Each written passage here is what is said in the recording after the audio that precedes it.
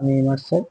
আমি তোমাদের সঙ্গে আজকে বায়োলজির ইন্ট্রোডাকশন, বায়োলজির স্টোরি, বায়োলজির হিস্ট্রি, মোদ্দা কথায় বায়োলজির জন্ম কিভাবে হয়েছে তা নিয়ে আলোচনা করব। তোমাদের কাছে আমার প্রথম প্রশ্ন, বলো তো বায়োলজি কি? What is biology? সবাই বলবে sir biology is a book.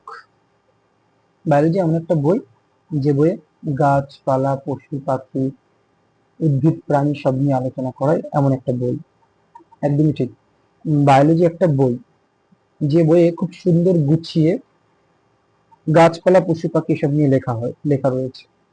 Biology এমন একটা সাবজেক্ট যা তোমাকে তোমার দেহের ইন্টারনাল স্ট্রাকচার কেমন তা নিয়ে তা তোমাকে শেখায়। বায়োলজি এমন একটা বই যে বই তোমাকে তোমার দেহের হৃৎপিণ্ডে ঘটে যাওয়া প্রত্যেক মিনিটের 72 বিটস সম্বন্ধে বলে। বায়োলজি এমন একটা বই যে বই তোমার দেহের কিডনি, লিভার, লাংস এগুলো অ্যাকচুয়ালি কি কি কাজে হেল্প করে তা তোমাকে জানতে সাহায্য করে। বায়োলজি এমন একটা বই যা তোমার দেহের নার্ভাস সিস্টেম, তোমার দেহের রিপ্রোডাক্টিভ সিস্টেম সম্বন্ধে তোমাকে জ্ঞান দেয়। এমন একটা বই যে বই বাবা মা থেকে সন্তানের জন্ম কি করে হয় তা জানতে সাহায্য করে।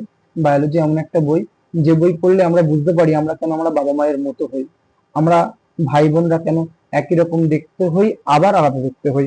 বায়োলজি এমন একটা বই যে বই পড়লে বাবা মায়ের চুল কার্লি হলে, কোঁকড়ানো হলে সন্তানের চুলও কোঁকড়ানো হয়, কি করে হয় তা বলে দেয়।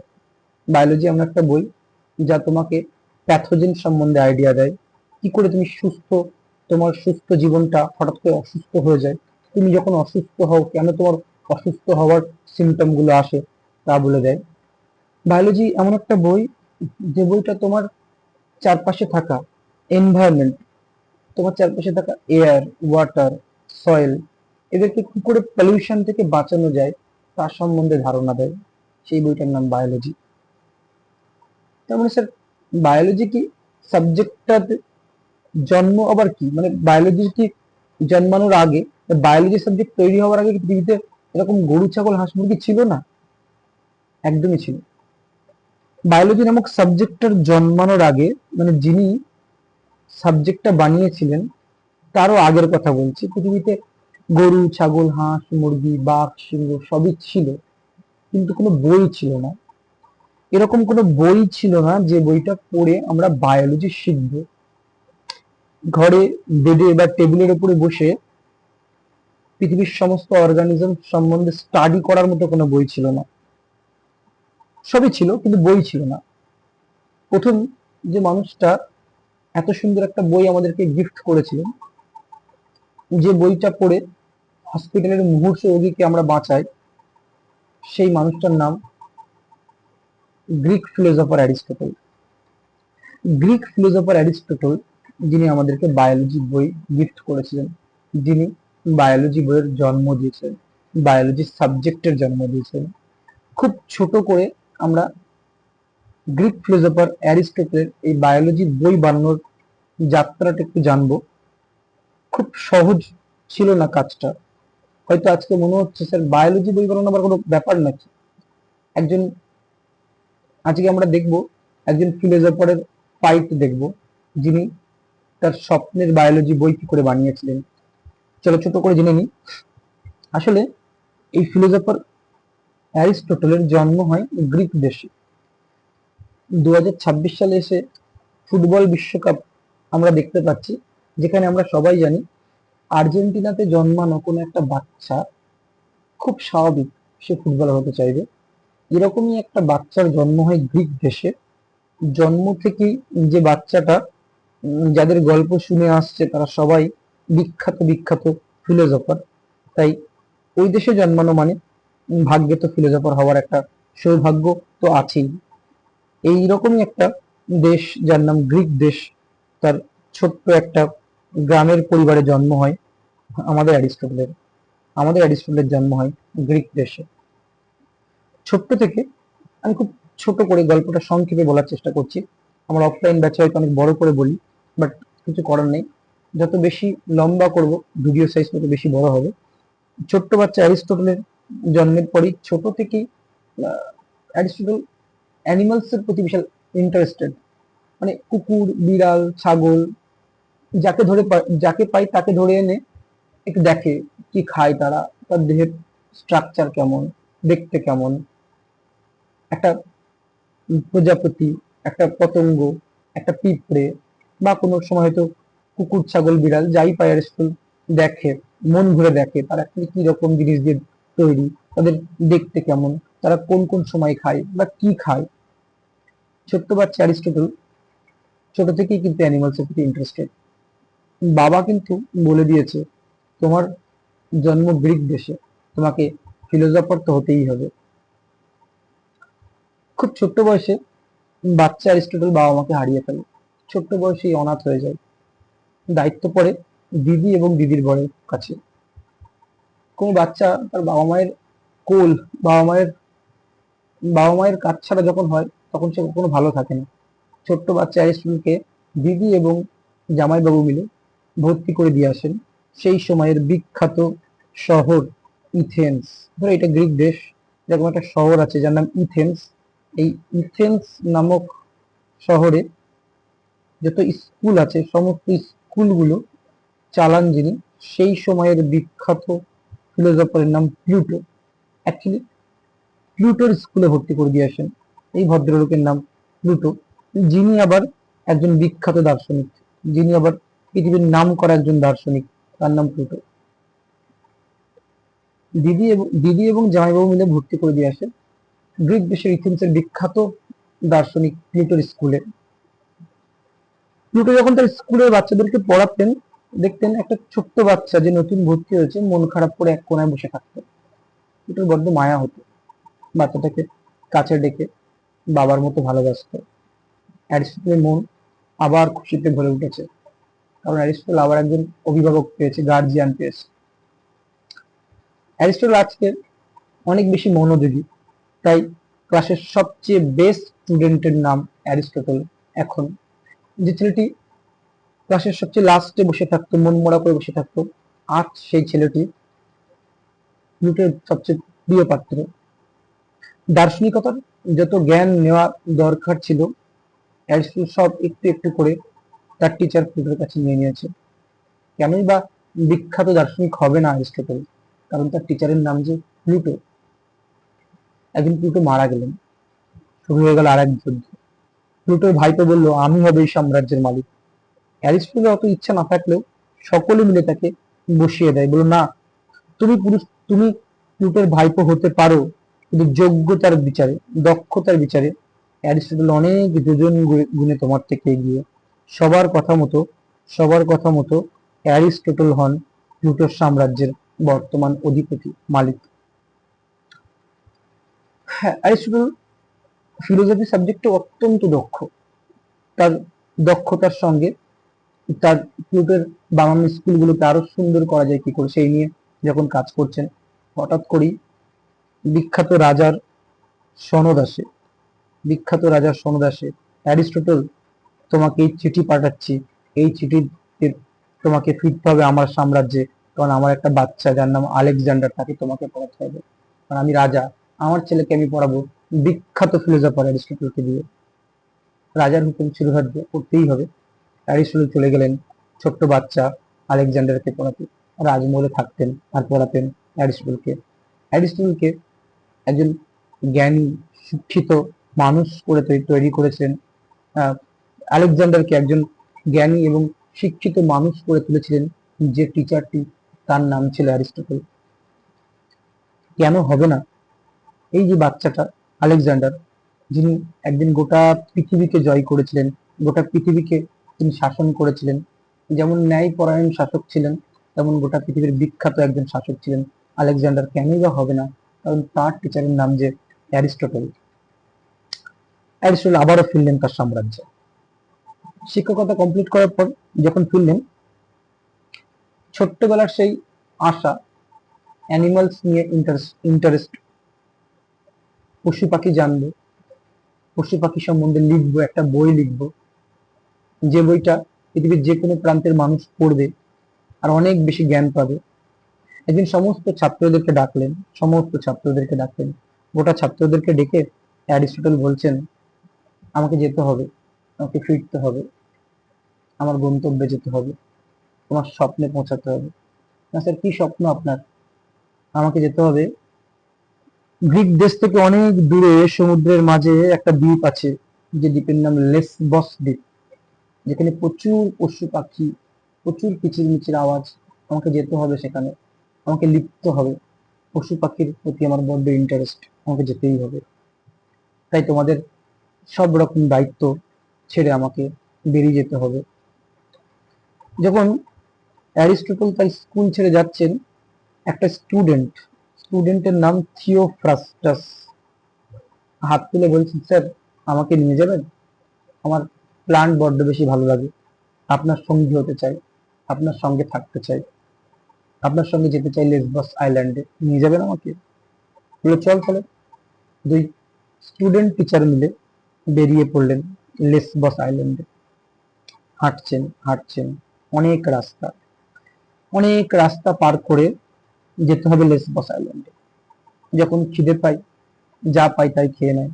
যদি কখনো বিশ্রাম নিতে ইচ্ছে করে, রাস্তার পাশেই বিশ্রাম নিয়ে নেয়। আবারও উঠে হাঁটতে শুরু করে। আবারও যখন ক্লান্ত হয়ে যায়, আবার বিশ্রাম নেয়। আজ অ্যারিস্টটল কিন্তু রাজা নন, আজ অ্যারিস্টটল দার্শনিক নয়, আজকের অ্যারিস্টটল একজন পথিক। শুধু পথে হাঁটতে থাকছেন, গন্তব্য কিন্তু পৌঁছাতেই হবে। গন্তব্যের নাম যে লেসবস আইল্যান্ড। যেতে যেতে অনেক দিন পর ক্লান্ত শরীর, হাত পা আর চলে না। থিওফ্রাস্টাস বললেন, স্যার দেখছেন, একটা স্কুল দেখেন, ছোট্ট বাচ্চাদের স্কুল, চলেন না ওখানে গিয়ে একটু রেস্ট নিই। অ্যারিস্টটল, চল তাহলে। স্টুডেন্ট টিচার মিলে ঢুকলেন স্কুলের ভিতরে। স্কুলের হেড মিস্ট্রেস অ্যারিস্টটলকে চিনতে একটু ভুল করলেন না, সাদরে অভ্যর্থনা জানালেন, থাকতে দিলেন, খেতে দিলেন, ভালোবেসে ফেললেন। ক্রাশ ক্রাশ খেলেন অ্যারিস্টটলের উপরে। একদিন অ্যারিস্টটল বললেন, আমাকে যেতে হবে লেসবস আইল্যান্ডে। ভালোবাসা, প্রেম, বিয়ে আমার পক্ষে সম্ভব নয়, আপনার সঙ্গে তো সম্ভবই নয়, কিন্তু ছাড়বার পাত্রীও তিনি নয়। বললেন, আপনাকে আপনার সঙ্গে যেতে চাই আমিও, আমাকে নিয়ে যাবেন? অ্যারিস্টটল তারপরে বেরিয়ে পড়লেন তিনজন একসঙ্গে। অ্যারিস্টটল এবং তার স্টুডেন্ট থিওফ্রাস্টাস এবং সঙ্গী তার ওয়াইফ। বায়োডাটাতে বিয়ের উল্লেখ কতটা আছে জানি না, কিন্তু সঙ্গী ছিলেন তিনজন। বেরিয়ে পড়লেন তিনজন লেসবস আইল্যান্ড যাত্রা। আবারও অনেকটা হাঁটা রাস্তা, অনেক পরে, অনেক দিন ধরে হাঁটার পরে পৌঁছলেন সেই স্বপ্নের জায়গা, সমুদ্রের মাঝে সেই Lesbos island. Theophrastus Theophrastus Aristotle এবং তার ওয়াইফ তিনজন মিলে যখন লেসবস আইল্যান্ডে পৌঁছালেন, অ্যারিস্টটলের আর খুশি ধরে না, আনন্দে আত্মহারা মানুষটি। এবং সেই ছোট্টবেলার স্বপ্ন, ছোট্ট থেকে তার ইন্টারেস্ট অ্যানিমালস নিয়ে, জানতে হবে, পড়তে হবে এবং লিখতে হবে, একটা বই বানাবে, বইটার নাম হবে বায়োলজি। অ্যারিস্টটল এতটাই খুশিতে মগ্ন হয়ে রয়েছেন, খাওয়া নাওয়া সব বন্ধ করে লিখতে শুরু করলেন পাগলের মতো। অ্যারিস্টটল থিওফ্রাস্টাসকে বললেন, তার স্টুডেন্ট থিওফ্রাস্টাসকে বললেন, শোন না থিওফ্রাস্টাস, তুই একটা নৌকো করে বেরিয়ে পড়, আমি একটা নৌকো করে বেরিয়ে পড়ি। তুই একটা দ্বীপ ধরে এগিয়ে চল, আমি একটা দ্বীপ ধরে এগিয়ে যাই। সাথে কিছু কাগজ আর তুলি পেন নিয়ে বেরিয়ে পড়। তুই যখন যা প্লান্ট পাবি লিখতে শুরু করিস। প্লান্ট কেমন দেখতে, তার পাতা কেমন, তার কাণ্ড কেমন, তার স্টেম লিফ কেমন, তার ফ্লাওয়ার কেমন, তার ফ্রুট কেমন, লিখতে শুরু করিস। আর খাতা ভর্তি করে লিখিস। আমি কিছু খাতা নিয়ে বেরিয়ে পড়লাম, কিছু তুলি পেন নিয়ে বেরিয়ে পড়লাম, আমিও নৌকো ভর্তি করে কাগজ নিয়ে বেরিয়ে গেলাম, আমিও লিখতে শুরু করবো। আমার একটু অ্যানিমাল বেশি ভালো লাগে, তোর তো প্লান্ট বেশি ভালো লাগে, তুই প্লান্ট নিয়ে লিখিস, আমি তাহলে অ্যানিমাল নিয়ে লিখতে শুরু করলেন। একটা নৌকা ভর্তি করে থিওফ্রাস্টাস প্লান্ট নিয়ে লিখতে শুরু করলেন, আর একটা নৌকা ভর্তি করে অ্যারিস্টটল অ্যানিমালস নিয়ে লিখতে শুরু করলেন। লিখলেন, লিখলেন আর লিখলেন। প্রায় 2.5 বছর কাটানোর পর, লেসবস আইল্যান্ডে কাটানোর পর এক জায়গায় হলেন। থিওফ্রাস্টাস, ছাত্র থিওফ্রাস্টাস এক নৌকো ভর্তি কাগজ, টিচার অ্যারিস্টটল এক নৌকো ভর্তি কাগজ, যেখানে গাদা গাদা অ্যানিমালস গুলো নিয়ে পয়েন্ট করে লেখা। এদিকে থিওফ্রাস্টাস গাদা গাদা পাতাতে প্লান্ট নিয়ে লেখা। বললেন দে থিওফ্রাস্টাস, তোর এই কাগজগুলো আর আমার এই কাগজগুলো এক জায়গায় করে দিই। চল আমি আর তুই মিলে আজকে একটা সাবজেক্ট বানাই, যে সাবজেক্ট পড়লে বায়োস সম্বন্ধে জানতে পারবে, লিভিং সম্বন্ধে জানতে পারবে, যে সাবজেক্ট পড়লে গাছপালা পশু পাখি সম্বন্ধে আজকের পরের আজকের পরের পৃথিবীর ছাত্র ছাত্রীগুলো বায়োস সম্বন্ধে বাড়িতে বসে জানতে পারবে। চল একটা সাবজেক্ট বানিয়ে ফেলি। সেদিন একটা সাবজেক্টের জন্ম হলো, সাবজেক্টের নাম বায়োলজি। সাবজেক্টের নাম বায়োলজি। যিনি জন্ম দেন তাকে ফাদার বলে, জন্ম দিলেন অ্যারিস্টটল, তাই তো ফাদার অফ বায়োলজি বলা হয় গ্রিক ফিলোসফার অ্যারিস্টটলকে। তবে অ্যারিস্টটলের মনটা বড্ড খারাপ হয়ে গেল থিওফ্রাস্টাসের জন্য। এত কষ্ট করে যে স্টুডেন্ট সাথে গেছিল, সেই স্টুডেন্ট কিছু পাবে না। অ্যারিস্টটল বলল, থিওফ্রাস্টাস দাঁড়া, তোর জন্য একটা ব্যবস্থা করি। অ্যারিস্টটল প্রথম অ্যারিস্টটল প্রথম যিনি বায়োলজি সাবজেক্টকে আবারও দুই ভাগে ভাগ করলেন। একটা ভাগের নাম দিলেন জুওলজি, আর একটা ভাগের নাম দিলেন বটানি। জুওলজি যেখানে অ্যানিমালস নিয়ে লেখা আছে, আর বোটানি যেখানে প্লান্ট নিয়ে লেখা আছে। আবারও বায়োলজি দুই ভাগে বিভক্ত হলো, zoology and botany. Father of geology Aristotle, father of botany Theophrastus. থিওফ্রাস্টাসের মনটা কিন্তু খুশিতে ভরে গেল। তাই তো তিনটে tagline, father of biology Aristotle, father of geology Aristotle, father of botany Theophrastus. আমি জানি না কেন ছেলেমেয়েরা এটা মুখস্থ করে। আসলে এই গল্পটা আমরা যদি জানতাম, কেন ফাদার অফ জিওলজি এবং বায়োলজি অ্যারিস্টটল, বাট বটানি কেন থিওফ্রাস্টাস, আসলে এই গল্প ছাড়া সম্ভব নয়। এই হলো বায়োলজি সাবজেক্টের জন্মের ইতিহাস। তাহলে যেটা দাঁড়ালো, বায়োলজি বায়োলজি সাবজেক্টটা, বায়োলজির ফাদার অফ বায়োলজি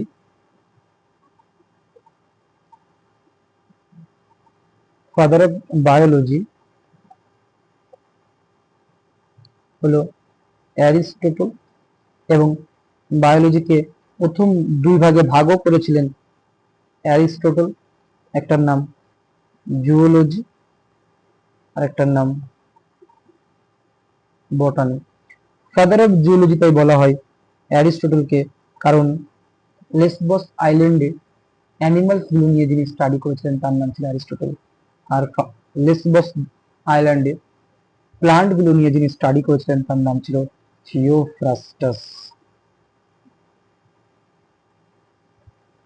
ভিডিওটি শেষ করব। একটা সাবজেক্টের জন্ম সম্বন্ধে বললাম, পড়ালাম না। পড়তে হলে তোমাকে পড়ার মতো করে পড়তে হবে। আসলে অনলাইন ক্লাসে ঠিক তেমন ভাবে কিছু বলা যায় না, কেন জানো তো? তোমরা যারা ভিডিওটা দেখছো তোমাদেরকে আমি দেখতে পাচ্ছি না। সবচেয়ে বেটার হয় একটা স্টুডেন্ট টিচার যদি সামনাসামনি না বসে, একে অপরকে না দেখে, পড়ানো যায় না। এর পরের চ্যাপ্টারের নাম সেল বায়োলজি। কেন সেল বায়োলজি পড়বো, বায়োলজির প্রথম চ্যাপ্টার কোনো সেল বায়োলজি, আমি তা নেক্সট ক্লাসে বলবো। শুধু একটা কথাই বলবো, offline class is 1000 Times better than online class.